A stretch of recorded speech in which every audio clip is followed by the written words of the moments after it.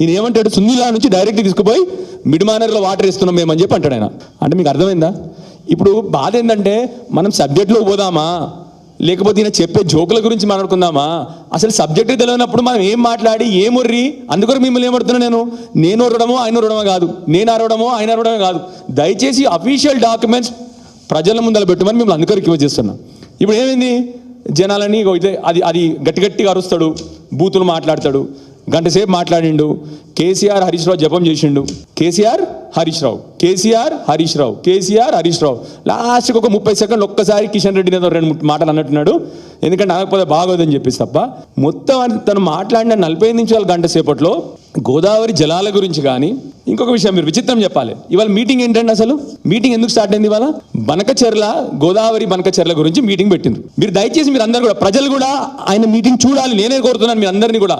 4 కోట్ల మంది తెలంగాణ ప్రజలు కూడా రేవంత్ రెడ్డి గారు మాట్లాడిన మాటలు చూడాలని చెప్తా ఉన్నాను. మీటింగ్ ఎక్కడ స్టార్ట్ అయింది? వాళ్ళు మీటింగే పెట్టి మొత్తం నాయకులను పిలిపించుకొని బేసికల్లీ ఏంటంటే మీరు అందరు తిట్టుండ్రా అని చెప్పిండు. అంతే. ఆడ చెప్పి మీటింగ్ ఏంటంటే మీరు అందరు కలిసి తిట్టుండ్రా అని చెప్పిండు. మీటింగ్ ఏంది? గోదావరి బనకచెర్ల.